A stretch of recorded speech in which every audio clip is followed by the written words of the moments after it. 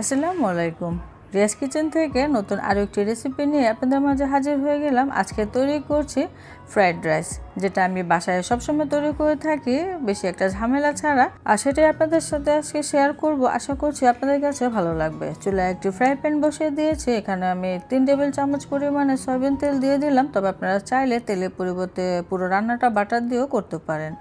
তারপর এখানে আমি 2 টেবিল চামচ পরিমাণে রসুন কুচি দিয়ে হালকা করে ভেজে নেব, বেশি ভাজার দরকার নেই। সেই সাথে এখানে আমি কিছুটা মাংস দিয়ে দিচ্ছি, ছোট ছোট কিউব করে কেটে নিয়েছিলাম। মুরগির বুকের মাংস নিয়েছি হাড় ছাড়া, এখানে আমি প্রায় 1 মুঠ পরিমাণে দিয়েছি। রাইসের মধ্যে ডিমের সাথে একটু মাংস দিলে খেতে কিন্তু বেশি মজা লাগে। তো হালকা কিছুটা ভেজে আমি সামান্য একটু লবণও দিয়ে দিলাম মাংসের জন্য। তারপরে আর একটুখানি ভেজে নিলাম, প্রায় কয়েক মিনিটের জন্য ভেজে এখানে সবজি দিয়ে দেব। আমি এখানে প্রায় 1 কাপের মতো মিহি কুচি করা গাজর দিয়ে দিচ্ছি, সেই সাথে আধা কাপ পরিমাণে দিয়ে দিচ্ছি বরবটি। আজকে আমি চালের অনুপাতেই সবজিগুলো ব্যবহার করেছি। তো চুলার জালটা হাইতে রেখে আমি প্রায় 5 মিনিটের মতো এগুলোকে ভেজে নিয়েছি। গাজরটাও হালকা সেদ্ধ হয়ে গিয়েছে, এখন এক সাইড করে নিলাম। এখন আমি ডিম ভেজে নিব। আজকে রাইসের জন্য আমি এখানে 3টা ডিম নিয়েছি।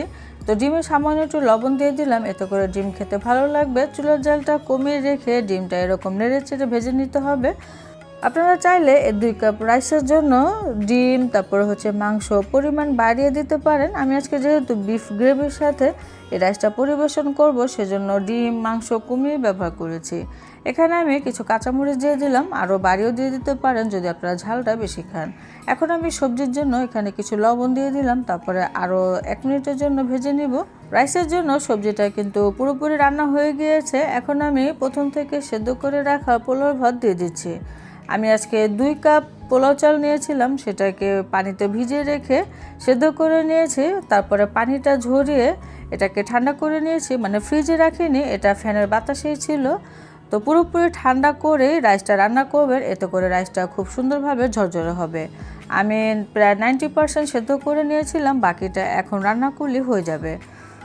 এখন নেড়ে চেড়ে খুব ভালো করে একটু মিশিয়ে নিলাম। এখন দিয়ে দিচ্ছি কিছু পেঁয়াজ কলি এবং কিছুটা ক্যাপসিকাম। আপনারা চাইলে অন্য কালারের ক্যাপসিকামও দিতে পারেন। এখন আরেকটু নেড়ে চেড়ে মিশিয়ে দিলাম। আপনারা চাইলে অন্যান্য সবজি ব্যবহার করতে পারেন। এখানে আমি প্রায় 2 থেকে 3 টেবিল চামচের মতো টমেটো সস ব্যবহার করেছি এবং সেই সাথে 1.5 টেবিল চামচ পরিমাণে দিয়ে দিচ্ছি সয়া সস। আপনাদের হাতের কাছে যদি ম্যাগি সস বা ফিশ সস থাকে বা চিকেন পাউডার থাকে, সেগুলো দিয়ে দিতে পারেন। তবে হাতের কাছে যা থাকে সেটা দিয়ে আমি এরকম রাইসটা রান্না করে থাকি, খেতে কিন্তু মন্দ হয় না। এখানে আমি 1 চা চামচ পরিমাণে সাদা গোলমরিচের গুঁড়া দিয়ে দিলাম, সেই সাথে দিয়ে দিচ্ছি সামান্য একটু টেস্টি সল্ট। যেহেতু তেমন একটা সস ব্যবহার করছি না, একটু টেস্টি সল্ট দিলে খেতে কিন্তু ভীষণ মজা লাগে। এবং সেই সাথে 2 চা চামচ পরিমাণে চিনি দিতে হবে স্বাদ বৃদ্ধির জন্য। আর এখানে আমি 2 টেবিল চামচ পরিমাণে দিয়ে দিলাম বাটার। বাটারটা প্রথমে না দিয়ে শেষের দিকে দিলে এর ফ্লেভারটা খুবই ভালো আসে। এখন কাজ হচ্ছে সব কিছুকে খুব ভালো করে মিশিয়ে নেওয়ার পালা। তো চুলার জালটা এখন আমি বাড়িয়ে দেব, দিয়ে এরকম অনবরত কিছুক্ষণ নেড়ে চেড়ে নিব। তাহলে দেখা যাবে এরকম রাইসটা রান্না হয়ে গিয়েছে এবং রাইসের কালারটাও কিন্তু বেশ সুন্দর আসবে।